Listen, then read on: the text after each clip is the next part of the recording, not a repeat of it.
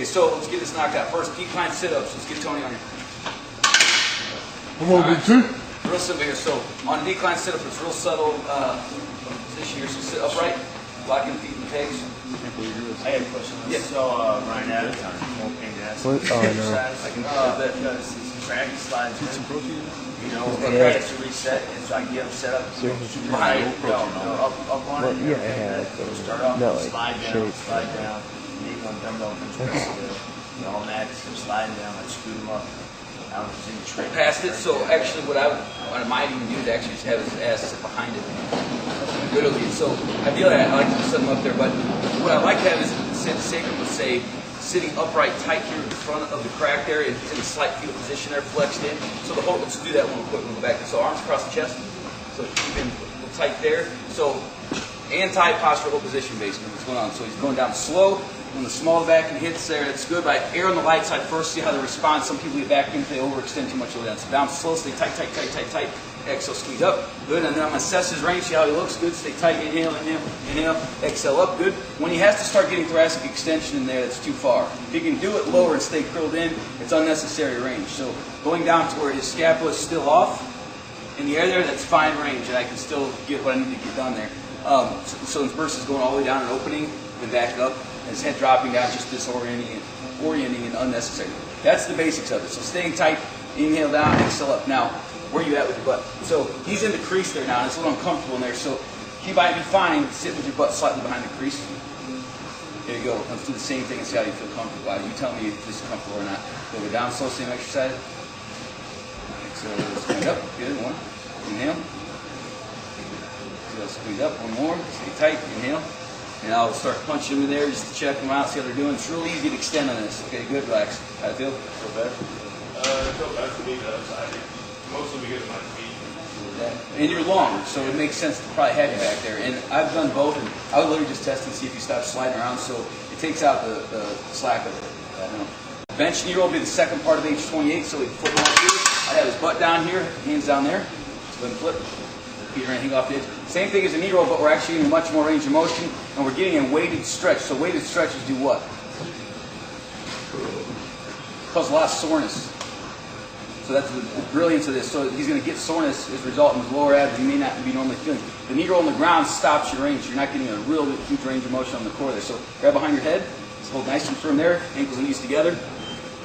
And exhale, roll up. Here, he just wants to get a little bit of elevation. He doesn't need to come up way up, and I wouldn't even recommend that. So just a little bit up there. Inhale down. Exhale up. Slow. Good. Inhale down. Exhale up. Slow. Stay tight. Good. 2. Inhale. Exhale up. 3. Inhale. Exhale up. 4. It's tight. Good. All right. So how would I weight that? I'd put a medicine ball between his knees is one obscure way to do it, but they're all upstairs. We'll get some more. Ankle weights on his feet are nice. It doesn't take much on this. And actually, after doing the decline sit-up, this is his first heavy core circuit. This is going to be hard, actually. This is where people start breaking down. So 10 to 15 reps is usually a good rep scheme on the decline sit-up. 10 is hard for most people, especially if you weight it. Don't consider it a weighted exercise if you're doing more than 10 reps. And if you're doing any exercise beyond 15, it's cardio. So think of it that way. The core is more resilient. You can get some volume in. Calves are different as well. But the volume stuff, at first think about 15 to 20 to get someone's conditioning level up. But when you're going in the weighted realm here, if their form is nice and tight, start weighting that up with some resistance, 5 pounds, 10 pounds, etc. So think in the 10 rep range. So same thing on the knee roll, medicine ball between the knees, ankles, ankle weights there. On the medicine ball between the knees, make sure you stay tight or it's going to fall down on the goods. Dumbbell side bends. This is the one that's actually beat up the most. People's form. I like doing, for advanced people, super heavy side bends. You feel some amazing tightness in there. But on the side bend here, I'll just do this one. Standing symmetrical as if I'm in a postural position first. Okay. No need for 2 dumbbells on this. That kills the whole point of this. So I'm trying to offset my center of gravity here and trying to find midline stability and symmetry here. So when I stand tall here, I'm already feeling this firing on this side. As I come down, it's just like the side bend there. I'm coming back up. You can go a little extra if you need to feel that side there, but really there to there is fine. It's appropriate. If you have a good enough load and you have someone that controls all these pieces well enough, they should feel it. I'm feeling a lot going on. Just with this to this. Think down, symmetrical. Down, symmetrical. This is fine, though, but what that's going to favor is that kind of thing. Think John Sandberg. This is his side. I feel nothing in there, but pre-fatigue from what I just did a minute ago. Tight there. Stretch, lateral flexion of the spine there. Back. But yes, that's fine if they can control that. So you can go knee to knee, so just like a regular side, that'd be fine. So look for any silly motions in there. Are their hips stable here? Where's the motion taking place? Is it my shoulders, my hips swinging around, or is it all in the obliques there? Squeeze. Aggressive, obnoxious air actually helps me feel a lot better. That inhales, it stretches and expands everything. Squeeze and flex, tight as hell. I'm almost cramping right now. Okay, same thing.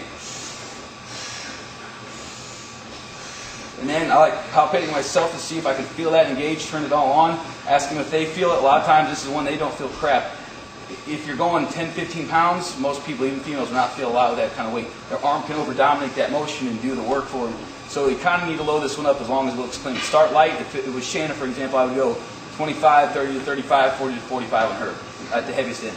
So 8 to 10 reps in that 40 to 45, 50 pound range. Any questions? So look for silly compensations on the arm and shoulder.